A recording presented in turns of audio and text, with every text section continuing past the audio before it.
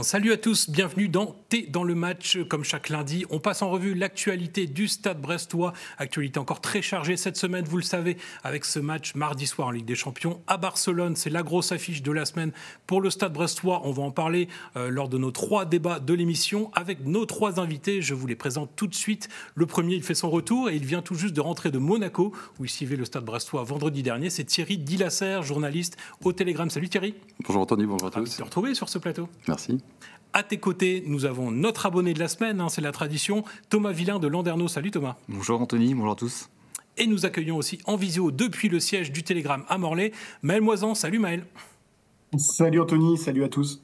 Alors on va rentrer tout de suite dans le vif du sujet et donc ce match contre Barcelone qui attend les Brestois mardi soir, un match évidemment, alors ça fait un peu David contre Goliath, mais on se pose la question, Brest est-il une proie facile pour le FC Barcelone, ou plutôt un grain de sable pour enrayer leur machine? Messieurs, je vous donne la parole. Thierry, on commence par toi. Alors, est-ce que tu es plutôt optimiste ou pas avant ce match? Alors écoute, j'ai du mal à être optimiste. C'est vrai que j'ai plutôt, au vu de la dynamique là, des Brestois en ce moment, je les vois mal poser des difficultés à un gros collectif de Barcelone. Et on aura l'occasion d'en reparler, mais au vu de la nouvelle de vendredi, je pense que l'absence de Pierre Lesmelou, c'est un vrai coup dur. Ils n'ont pas les mêmes assurances en termes de collectif que l'année dernière. Ils dégagent pas la même sérénité. Et on sait que c'est très fort et que ça va forcément être compliqué. Je les vois mal être un grain de sable sur ce match-là. Ouais. Maël, sur le papier, il n'y a pas de discussion. Est-ce que malgré tout, on a vu les Brestois repousser leurs limites depuis le début de cette Ligue des Champions? On peut y croire. Est-ce qu'il y a quand même un pourcentage de chances de voir Brest faire au moins un match nul sur ce match à Barcelone? La satisfaction, c'est le forfait de Yamal, en fait, côté barcelonais. Mais moi, je rejoins totalement Thierry. Perdre Pierre Lesmelou, c'est peut-être encore plus grave pour Brest. On a vu tout ce qu'il apportait depuis qu'il était revenu. Donc il y a ça. Il y a la dynamique aussi. À Monaco, on va en reparler, mais il y a quand même eu des grosses failles. Donc c'est pas la meilleure manière de préparer ce match-là, ça c'est très clair. Préparer Barcelone comme ça, ce sera pas au Camp Nou, mais ce sera dans un stade de Barcelone, Montjuïc. Donc je pense que franchement, c'est difficile d'être optimiste en tout cas avant ce match. Après, on demande à être surpris, mais c'est très difficile d'être optimiste. Ouais. Toi Thomas, tu serais surpris par un résultat brestois à Barcelone? Ouais, ce serait vraiment très surprenant. Ouais. Là, vu la dynamique actuelle, c'est sûr qu'on n'a pas beaucoup d'espoir. On peut-être accrocher un match nul sur un coup de chance, mais bon, non, pas beaucoup de motifs d'espoir. La dynamique n'est pas bonne. Non, je crois pas trop. Parce qu'on voit quand même les Brestois qui ont bien réussi pour l'instant leur match à l'extérieur. Parce que c'est vraiment, maintenant qu'on a dit ça, s'il y avait une équipe qui nous a prouvé qu'elle pouvait nous surprendre depuis la saison, c'est bien celle-là. Donc maintenant qu'on a dit qu'ils n'avaient aucune chance de gagner, est-ce que c'est pas le meilleur service qu'on pouvait leur rendre? Effectivement, voilà. Il y a quand même... Oui, Maël? Il y a eu un truc quand même on a sorti une interview d'Omar Da Fonseca qui suit l'Espagne et la Liga chaque journée, qui connaît bien le Barça, pardon. Et il dit un truc très intéressant. Il dit que contre Barcelone, avec leur capacité à attaquer, la rapidité, enfin leur qualité technique, la rapidité de leurs attaques, il dit que surtout il faut pas prendre le premier but. Et quand on voit Brest contre Monaco, moi c'est ça dont j'ai peur en fait, c'est que Brest ait du mal à contenir cette équipe de Barcelone, comme elle avait su le faire avec Leverkusen, et même si elle avait su réagir. C'est ça la crainte, elle est là pour moi. À mon avis, c'est vraiment cette capacité à tenir Barcelone et à ne pas prendre de but. Oui, parce qu'on le rappelle, alors c'est la meilleure attaque pour l'instant de la Ligue des Champions après 4 journées. Quand on compare les effectifs aussi, il n'y a pas photo, il y a des stars en face. Les budgets, on n'en parle même pas. Voilà, sur le papier, il n'y a pas photo, mais malgré tout, Brest a montré qu'elle pouvait faire déjouer, par exemple, les Leverkusen. C'était pas gagné non plus d'avance. Après, il y a un événement, je veux dire, Barcelone, jamais le Stade brestois n'a joué un adversaire de cette nature. Je veux dire, c'est clairement le plus gros match de l'histoire du club. Soyons clairs, dans un environnement qui leur sera pas familier, même si c'est Montjuïc, même si c'est pas le Camp Nou effectivement. Mais est-ce qu'ils vont pas être dépassés par l'enjeu aussi? Ils jouent face à une équipe qui les a fait rêver quasiment tous quand ils étaient gamins. Je pense que même pour eux, c'est pas un match à donner non plus. Reste à voir comment ils vont gérer cet événement justement. Alors il y a quand même le fait que Brest, pour l'instant donc avec 10 points au compteur, n'est pas dans l'obligation. On voit justement ici le classement de sa Ligue des Champions. Brest n'a rien à perdre en fait. Thomas, quand on est dans cet état d'esprit, peut-être qu'on peut aller créer un exploit. Peut-être jouer plus détendu, parce qu'effectivement ils ont moins d'enjeux que, oui, peut-être, effectivement. Oui. Mais bon, il va falloir être efficace parce qu'ils n'auront pas beaucoup d'occasions. Il va falloir être clinique, quoi. Parce qu'effectivement, il y a la dynamique de la Ligue des Champions, mais il y a quand même celle du championnat aussi qui intervient, qui est forcément à prendre en compte. Ils restent sur 3 défaites consécutives. Ils sont dans une situation, dans l'occasion d'en reparler, qui est pas alarmante d'après moi, mais qui n'est pas réjouissante non plus. Et justement, je pense que c'est ce manque de certitude collective qui vraiment faisait leur force l'année dernière, dont il manque qui leur fait défaut cette année. Et si on le ressent nous, je me dis qu'eux aussi doivent le ressentir. D'où la frustration d'Éric Roy à Monaco, d'où son coup de sang. Je pense que tout ça participe d'un état d'esprit plus global qui fait que c'est pas la grande sérénité en ce moment, Stade Brestois. Maël, tu voulais intervenir aussi ? Ouais, Thierry me contredira peut-être parce qu'il suit plus l'actualité du club au quotidien que moi, mais je sentais sur les derniers matchs de Ligue des Champions une détente mentale, en fait, comme s'ils abordaient ces matchs assez libérés. En plus, ils avaient souvent préparé les choses comme il faut, mais on les sentait libérés, on les sentait détendus, et puis il y a eu des séries de victoires après en Ligue 1 aussi. Là, il y a quand même l'aspect Strasbourg qui arrive derrière, il y a la défaite à Monaco. Je vois pas comment ils peuvent complètement laisser au placard et laisser au vestiaire le match de championnat qui arrivera derrière et qui est essentiel pour eux. Donc c'est ça. Je pense qu'il y a peut-être une perte de légèreté sur la Ligue des Champions et tu prends le plus gros morceau. Là, moi, ma crainte, elle est là-dessus. Elle est vraiment sur le fait que tu peux pas éluder le championnat sur un match comme ça, malgré tout, même si c'est une superbe affiche. Et je pense qu'il y a quand même une grande différence aussi notable avec les 3 premiers matchs, enfin, surtout les 2 premiers, c'est que les 2 premiers, c'était des adversaires qui étaient à peu près à leur niveau, à leur portée au moins, que là, est-ce qu'au fond d'eux-mêmes, ils ne se disent pas qu'ils ont vraiment moyen de prendre un gros bouillon ? Voilà. Pour l'instant, ça a très bien tourné, jusqu'à présent, ça a très bien tourné pour eux à chaque fois, à chacun des matchs. On leur souhaite juste que ça continue. Est-ce qu'on atteint une limite, Thomas, à ton avis, pour le Stade Brestois, ou finalement, en imaginant que la belle aventure continue et que peut-être l'adversaire soit dans un mauvais jour, ça peut encore marcher ? Oui, et puis peut-être que l'adversaire ne va pas prendre Brest non plus au sérieux, ils ne vont peut-être pas jouer comme ils pourraient jouer face à un gros club européen.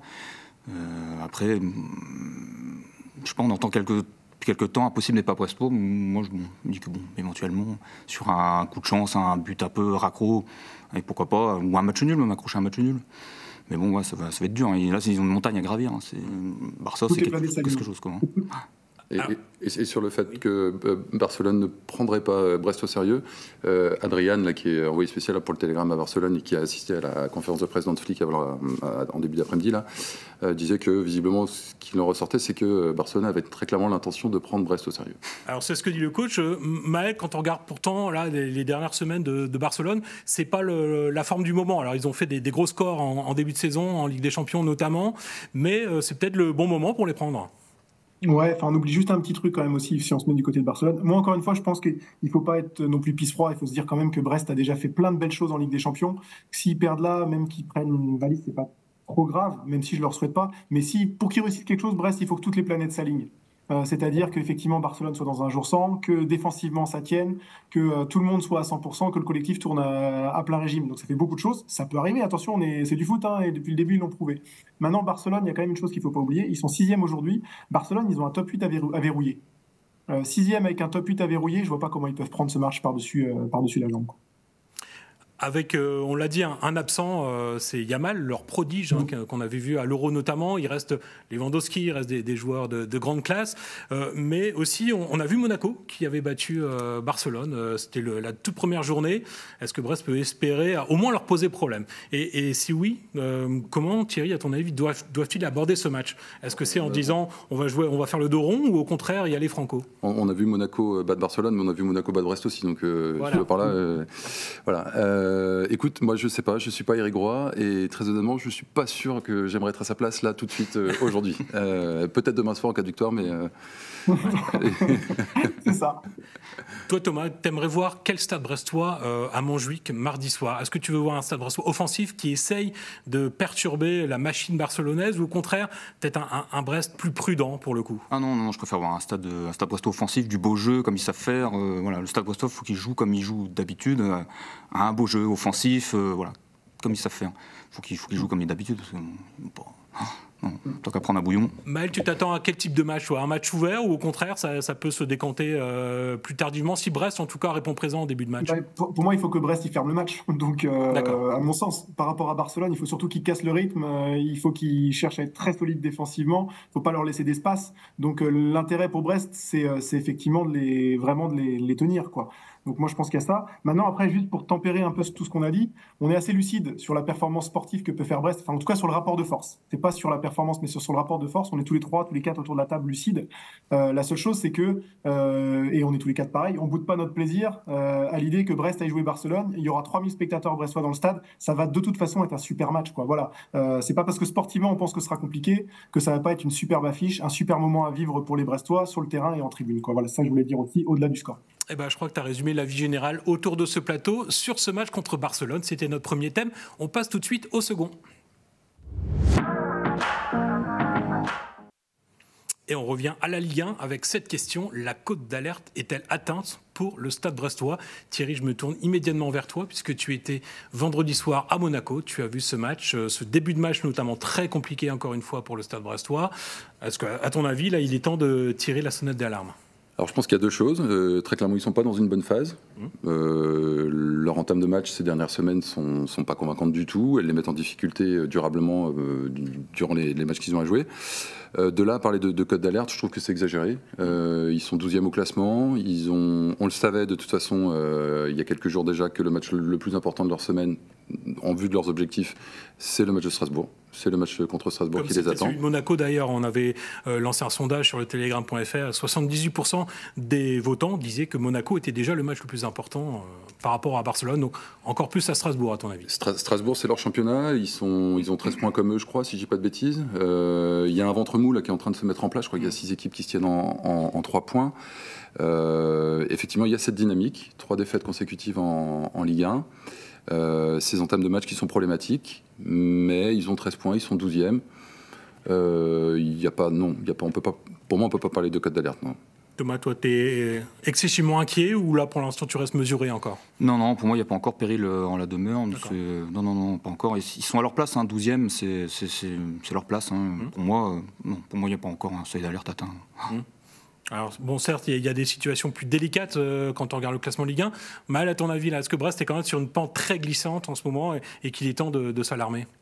Merci pour les. Il y a des situations plus délicates. Je ne pensais pas au FC Nantes, mais quand même. Merci quand même. En tout cas, oui, clairement, il y a encore des équipes qui valent moins derrière. Angers, Montpellier et Nantes. Nantes, pour les suivre, c'est très faiblard en ce moment. Brest, je pense c'est très difficile, comme on parlait de la Ligue des Champions par rapport au championnat, c'est très difficile de décorréler le championnat de la Ligue des Champions. À quelques jours d'un match contre Barcelone, c'est évident que les mecs ils pensent un peu différemment, même s'ils disent l'inverse, même s'ils ont vraiment insisté sur le fait qu'ils n'étaient pas dans ce match-là. C'est humain, quoi. C'est un peu humain. Mais je pense qu'ils seront à bloc contre Strasbourg. Et en fait, la cote d'alerte, elle peut être atteinte, cote d'alerte entre guillemets, s'ils font une contre-performance et une défaite contre Strasbourg. Parce que c'est, comme disait Thierry, il a totalement raison, c'est leur championnat. Donc là, oui. Mais aujourd'hui, je pense qu'il faut qu'on ait encore un peu de mesure. Mais attention, voilà, ça commence à chauffer un poil quand même. Je pense qu'on en parlait un peu en début d'émission. C'est une équipe qui a tiré sa force et son bon parcours de l'année dernière sur son collectif et sur le côté huilé de son collectif. Alors il y a eu beaucoup d'arrivées, il y a eu quelques départs, et je pense que cette frustration d'Éric Roy, son expulsion, je pense que c'est le fruit justement de cette frustration. Il voit bien que son collectif n'est pas aussi solide et puissant et solidaire qu'il pouvait l'être l'année dernière.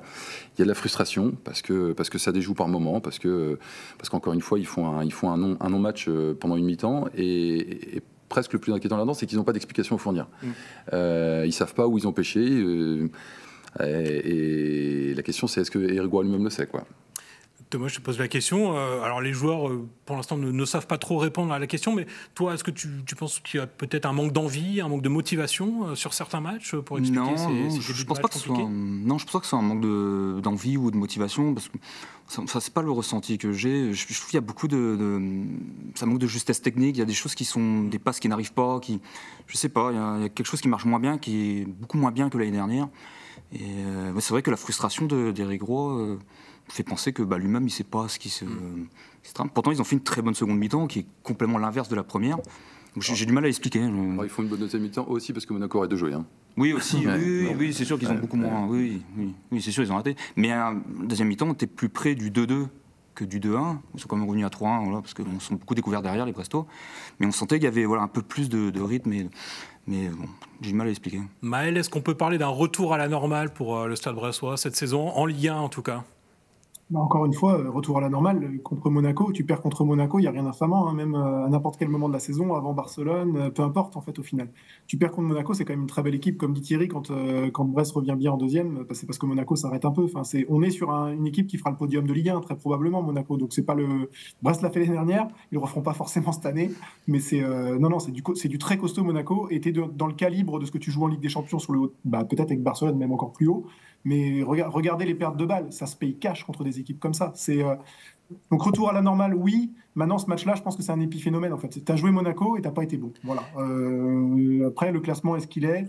Il y a un peu de temps pour revenir et je pense qu'en fait, il faut tout regarder vers Strasbourg. En fait, les yeux doivent être tournés, doivent être braqués vers Strasbourg et les joueurs sur le son, quoi. Et juste sur l'aspect début de match compliqué, on l'a vu plusieurs fois cette saison. Ça avait commencé dès le premier match contre Marseille. On voit que c'est récurrent. Alors comment expliquer ça et comment le solutionner peut-être? Je sais pas, pareil comme dit Thierry, est-ce que je pense que c'est de la concentration, encore une fois, je mets ça moi sur le coup de la Ligue des Champions, je peux pas en démordre que ça peut jouer là-dedans, que tu as une équipe très forte en face de Monaco, ils peuvent être menés 4-5-0, hein, je pense qu'il n'y a rien à dire s'ils sont menés 4-5-0 à la mi-temps, enfin vous me corrigez, mais ça peut être très très très cher à la mi-temps quoi, contre cette équipe-là. Donc, c'est la concentration. On a souvent tendance à dire que c'est ça, c'est la concentration sur le début de match, d'être présent dans les duels. Et puis on voit que oui, ils ont été beaucoup moins présents dans ce compartiment du jeu, quoi. Thierry, tu voulais réagir? Encore une fois, la répétition des matchs, je pense qu'on mesure pas ce que ça demande d'efforts, au quotidien. Enfin, je veux dire, c'est des matchs qui reviennent très vite. Ils reviennent très vite pour nous. Alors, on peut s'imaginer que pour eux, ça revient très très vite. Et puis encore une fois, je pense qu'on est l'erreur à pas commettre, c'est de se baser, de se tromper de grille de lecture. Je lisais l'autre jour que le Stade Brestois avait déjà perdu 7 fois cette saison. C'est beaucoup effectivement, soit autant que leur nombre de défaites sur l'intégralité de la saison dernière. Mais je pense que la normalité, c'est la saison dernière, c'est pas celle-ci. Faut pas non plus qu'on s'habitue à trop en attendre. Je veux dire, perdre 3-2 à Monaco quand t'es le Stade Brestois, c'est pas honteux. Bon. Alors ça rejoint un peu ce que disait Eric Roy après le match. Alors on aurait dû l'écouter, on est un peu pris par le temps, on va s'en passer. On va regarder quand même le classement en Ligue 1 qui est important déjà après 12 journées pour s'apercevoir. Alors il n'y a pas péril en la demeure, on est d'accord. Le Stade Brestois est 12e. Thomas, malgré tout, on sent que là l'écart avec le bas de classement, il se rétrécit et que Brest doit plutôt regarder derrière en ce moment. On n'a pas beaucoup de points d'avance sur les derniers, c'est sûr, hein, mais bon, ils sont sur une mauvaise dynamique. Je suis persuadé que ça va revenir. Ils vont reprendre. Oui, ça va aller. C'est vrai que l'accumulation des matchs Ligue des Champions, championnat est dure. Nos joueurs ne sont pas habitués à ça. Je pense que ça va revenir. Faut pas s'inquiéter. Ok. Et alors, quelles solutions peuvent être mises en place concrètement, jusqu'à la trêve au moins, par Eric Roy, par le staff? Est-ce que c'est des changements tactiques, des changements dans le discours, vous pensez, les uns les autres? Le problème, c'est que justement, les solutions, plus les semaines passent, et moins on a le sentiment qu'il y en a. Et encore une fois, Pierre Lesmelou, c'est un vrai coup dur. Ok. Eh ben oui. Alors, peut-être un dernier mot sur ce thème. Non, juste j'étais totalement d'accord avec Thierry que la perte de Pierre Lesmelou, on va voir un peu ce que ça va donner dans les semaines qui viennent, mais ça va se ressentir. Voilà, pour l'instant, on ne connaît pas la durée précise de son indisponibilité. Évidemment, on le communiquera très prochainement sur le telegram.fr. On passe tout de suite à notre troisième thème de l'émission. Et on va parler déjà du mercato d'hiver qui arrivera dans un peu plus d'un mois, avec cette question qui concerne donc le Stade Brestois. Faut-il recruter en défense? La question cible un secteur de jeu particulier. Thomas, je me tourne vers toi. Est-ce qu'à ton avis, c'est vraiment là qu'il y a un besoin, si on parle de recrutement lors du mercato d'hiver? Oui, pour moi, effectivement, si le Stade Brestois doit recruter cet hiver, en défense, effectivement, on prend beaucoup de buts, beaucoup trop. On a vu sur des matchs, on prend beaucoup de buts. Je pense que c'est un secteur où on a besoin de se renforcer. À certains postes, on n'a pas de remplaçants vraiment crédibles, solides. Bradley Loco, toujours pas de retour. À ma vie, c'est pas bon, c'est faible. On n'a pas un super turnover au niveau des défenseurs crédibles, quoi. Ouais. Thierry, c'est une question de profil, à ton avis, de joueur ou simplement de rendement individuel sur c'est difficile à dire. Ce qu'on constate, c'est que l'année dernière, ils avaient une charnière qui était bien en place. Ils avaient vraiment une charnière fixe. Effectivement, ils avaient 2 latéraux qui étaient très performants. Au final, je pense que c'est une ligne de défense qui a très peu bougé l'année dernière. Que là, cette année, la charnière, elle évolue beaucoup. Côté gauche, enfin je veux dire, bon là il est indiscutable et il est efficace. Mais c'est vrai qu'à gauche, Aïdara, il a commencé un peu doucement. À ma vie, comme disait Thomas, c'est pas l'assurance Tourix. Effectivement, c'est un chantier. Je crois que c'est la 15e moins bonne défense de Ligue 1. Éric Roy disait que l'un des objectifs qu'il voulait atteindre à Monaco, c'était de retrouver cette solidité défensive. Clairement, l'objectif n'a pas été atteint. Il manque de certitude dans le domaine. Pourtant, sur le papier, ils ont en nombre, ils sont dotés. Hein, ils ont le nombre de joueurs qu'il faut. Maintenant, est-ce qu'ils ont les bons Maël, tu serais soit coach, soit directeur sportif. Tu ferais quoi, toi, au prochain mercato d'hiver? Est-ce qu'à ton avis, il y a besoin de vraies recrues, d'ajustements? Comment tu vois ça? Moi, si je suis directeur sportif, mais bon, encore une fois, Thierry disait tout à l'heure qu'il n'est pas Éric Roy, il trouvera mieux la solution. Et Grégory Lorenzi trouvera mieux la solution que moi, je pense. Mais en attendant, si j'étais directeur sportif, moi, je commence par prendre un latéral gauche. Ça, c'est une évidence qu'à ma vie, c'est très compliqué cette année. Il a fait un très bon match à Toulouse l'année dernière et il apporte quelque chose d'important pour la qualification en Ligue des Champions. Mais là, c'est beaucoup plus compliqué. Aïdara, ça allait un peu mieux les derniers temps, puis il a eu une légère blessure et la perte de Bradley Locaux. Donc moi, c'est un latéral gauche tout de suite. La défense centrale, le problème, c'est que tu peux difficilement prendre un défenseur central de plus. Ils sont déjà 4. Donc si tu en mets un 5e, c'est que tu en condamnes 1, voire peut-être 2, qui vont beaucoup moins jouer. Donc dans la gestion de groupe, je vois pas comment Éric Roy il peut gérer 5 défenseurs centraux, dont un qui délogerait un titulaire potentiel. Le problème, c'est comme disait Thierry, c'est de trouver une charnière centrale qui dure, qui tienne. Si là, ça tourne sans arrêt entre le Cardinal, Chardonnay et Koulibaly, c'est surtout ces 3-là qui tournent, c'est qu'il y a une raison, c'est qu'il n'y a pas une charnière qui se dégage. Et le problème, il est là. Et Kenny Lala, il est intouchable. Enfin, pour moi, ça reste le titulaire, mais c'est pas le Kenny Lala de l'année dernière. Voilà, donc il faut peut-être lui trouver une doublure qui peut peut-être parce que Zogbe c'est pas mal, mais peut-être une doublure qui peut le challenger un peu, peut-être. Mais bon, c'est d'abord latéral gauche, enfin pour moi. Thomas, en termes de profil, je parle d'âge, je parle d'expérience. Toi, tu verrais quel type de joueur arriver en défense, toujours cet hiver à Brest? Alors, latéral gauche, une flèche jeune, dynamique, offensive, ça j'aimerais bien. D'accord. Un piston moderne, comme ils disent. Je crois que c'est le cas de beaucoup de clubs et je crois que c'est un profil très dur à trouver. Hein. Et c'est ce qui fait toute la valeur de Bradley Locaux, justement. Voilà, c'est ça. Donc, on avait la chance d'avoir Bradley Locaux l'année dernière. Là, pour trouver le même, ça va être compliqué. Mais bon, si on ne peut pas trouver ça, au moins quelqu'un de solide en défense qui court, quoi. Et des vrais transferts, c'est-à-dire transferts payants, des prêts, enfin, quel type de transfert vous verriez qu'est-ce qui est possible? Il y a Lilian Brassier qui est en difficulté à Marseille. Voilà. Je ne sais pas si on peut prêter un joueur déjà prêté, je n'en sais rien. Je ne sais pas comment ça se passe dans ces cas-là. Ouais, en tout cas, voilà, on voit qu'il ne joue pas beaucoup à Marseille. Il serait peut-être content de venir se relancer ici. Mais bon, effectivement, ça ferait que rajouter au problème parce que ce serait un central de plus. Maël, tu penses qu'il y aurait d'autres secteurs à renforcer aussi dans cette équipe brestoise, si possible? Moi, en attaque, je trouve qu'ils sont quand même bien fournis. Ils peuvent tourner pas mal. Au milieu de terrain, la perte de Pierre Lesmelou, faudra voir. Parce que clairement, si Pierre Lesmelou, c'est jusqu'au début 2025, ils vont faire 100.